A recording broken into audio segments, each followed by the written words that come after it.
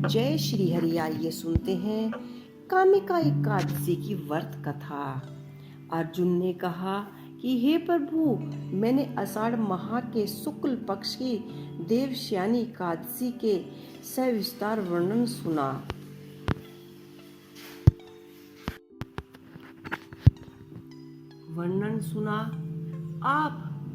अब आप मुझे सावन माह के कृष्ण पक्ष की एकादशी की कथा सुनाने की कृपा करें। इस एकादशी का नाम क्या है, इसकी विधि क्या है, इसमें किस देवता का पूजन क्या होता है, उसका उपवास करने से मनुष्य को किस फल की प्राप्ति होती है। भगवान श्री कृष्ण ने कहा कि हे श्रेष्ठ धनुधार्य, मैं सावन माह की पवित्र एकादशी की कथा सुनाता हूँ। ध्यान पूर्वक सावन स्मरण करो। एक बार एकादशी की पावन कथा को भीष्म पितामह ने लोकहित के लिए नारद जी से कहा था।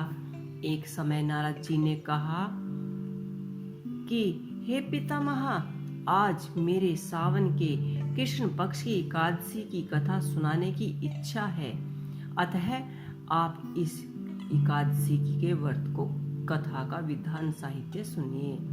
नारद जी की इच्छा को सुन पितामह भीष्म ने कहा कि हे नारद जी, आपने बहुत ही सुंदर प्रस्ताव किया। आप बहुत ध्यान पूर्वक स्मरण कीजिए। श्रावण माह के कृष्ण पक्ष की एकादशी का नाम कामिका एकादशी है। इस एकादशी की कथा सुनने मात्र से ही विजयपि यज्ञ के फल प्राप्ति हो जाती है। कामिका एकादशी के उपवास में शंख चक्र गदाधारी भगवान विष्णु का पूजन होता है। जो मनुष्य इस एकादशी को धूप दीप नैवेद्य आदि से भगवान विष्णु की पूजा करते हैं, उन्हें गंगा स्नान के फल से भी उत्तम फल की प्राप्ति होती है।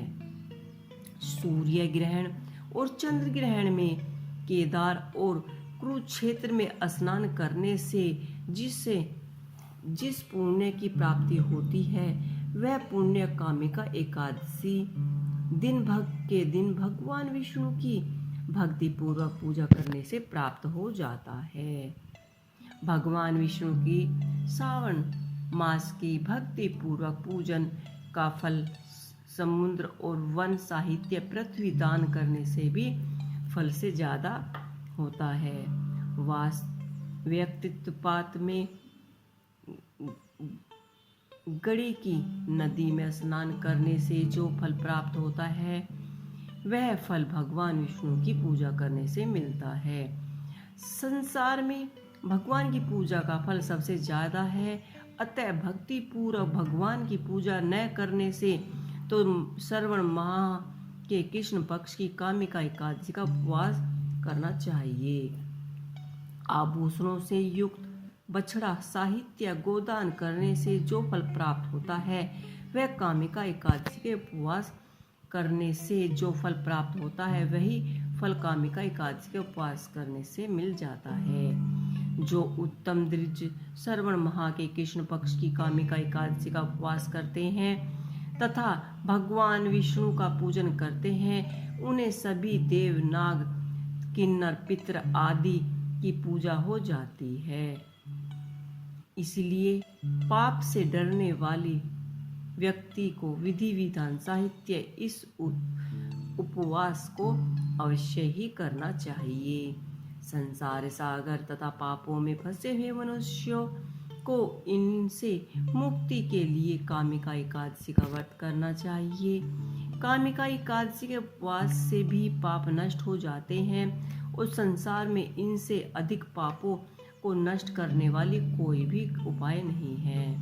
कि हे नारद जी, स्वयं भगवान ने अपने मुख से कहा है कि मनुष्यों को आध्यात्मिक विद्या से जो प्राप्ति होती है, जो फल प्राप्त होता है, उसे अधिक फल कामिका एकादशी का व्रत करने से मिल जाता है। इस उपवास के करने से मनुष्य को न यमराज के दर्शन होते हैं और न ही नरक के कष्टों को भोगना पड़ता है। वह स्वर्ग का अधिकारी बन जाता है।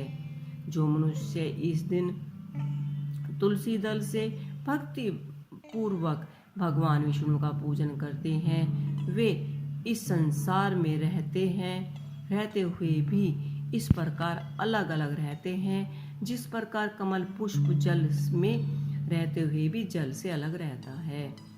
तुलसी दल से भगवान श्री हरि विष्णु का पूजन करने का फल 1 बार स्वर्ण और 4 बार चांदी के दल के फूलों के बराबर होता है। भगवान विष्णु रतन मोती मणि आदि आभूषणों की उपेक्षा तुलसी दल से अधिक प्रसन्न हो जाते हैं। जो मनुष्य प्रभु का तुलसी दल से पूजन करते हैं, उसके सभी पाप नष्ट हो जाते हैं। हे नारद जी, मैं भगवान की अति प्रिय श्री तुलसी जी को प्रणाम करता हूँ। तुलसी जी के दर्शन मात्र से ही मनुष्यों के सभी पाप नष्ट हो जाते हैं और शरीर के स्पर्श मात्र से मनुष्य पवित्र हो जाता है। तुलसी जी को जल से स्नान कराने से मनुष्य की सभी यम यातनाएं नष्ट हो जाती हैं। जो मनुष्य तुलसी जी को भक्ति पूर्वक भगवान के श्री चरण कमलों में अर्पित करता है, उसे मुक्ति मिल जाती है।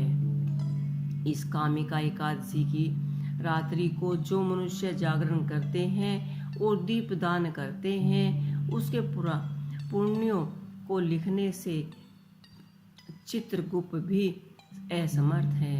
एकादशी के दिन जो मनुष्य भगवान के सामने दीप जलाते हैं, उसके पितृ स्वर्गलोक में अमृत का पान करते हैं। भगवान के सामने जो मनुष्य घी या तेल का दीपक जलाते हैं, उनको सूर्य लोक में तेल के दीपक जलाते हैं, उनको सूर्य लोक में सहस्त्रों दीपकों का प्रकाश मिलता है। कामिका एकादशी की व्रत कथा आइए आरंभ करते हैं। एक गांव में एक वीर क्षत्रिय रहते था। एक दिन किसी कारणवश उसकी ब्राह्मण से हाथापाई हो गई और ब्राह्मण की मृत्यु हो गई। अपने हाथों मारे गए ब्राह्मण की क्रिया उस क्षत्रिय ने करनी चाहिए, परंतु पंडितों ने उसे क्रिया में शामिल होने से इनकार कर दिया। ब्राह्मणों ने बताया कि तुम पर ब्रह्म हत्या का दोष है, पहले प्रायश्चित कर इस पाप से मुक्त हो, तब हम तुम्हारे घर भोजन करने आएंगे। इस पर क्षत्रिय ने पूछा कि इस पाप की मुक्ति होने के क्या उपाय हैं। तब ब्राह्मणों ने बताया कि श्रावण माह के कृष्ण पक्ष की एकादशी को भक्ति पूर्वक से भगवान श्रीधर का व्रत एवं पूजन कर ब्राह्मणों को भोजन करा के सदा श्रेणा के साथ आशीर्वाद प्राप्त करने से इस पाप से मुक्ति मिलेगी। पंडित के बताए हुए तरीके पर व्रत करने वाले रात में भगवान श्रीधर ने क्षत्रिय को दर्शन देते हुए कहा कि तुम्हारी ब्रह्म हत्या के पाप से मुक्ति मिल गई है। इस व्रत के करने से ब्रह्मा हत्या आदि के सभी पाप नष्ट हो जाते हैं और यही लोक में सुख भोग कर प्राणी अंत में विष्णु लोक को जाता है। इस कामिका एकादशी का महात्म के श्रवण व पाठन से मनुष्य स्वर्गलोक को प्राप्त हो जाता है। तो ये कहानी हम यहीं समाप्त करते हैं। आपको हमारी ये कहानी कैसी लगी हमें कमेंट बॉक्स में लिख के अवश्य ही बताइएगा। जय श्री हरि, जय श्री हरि, जय श्री हरि।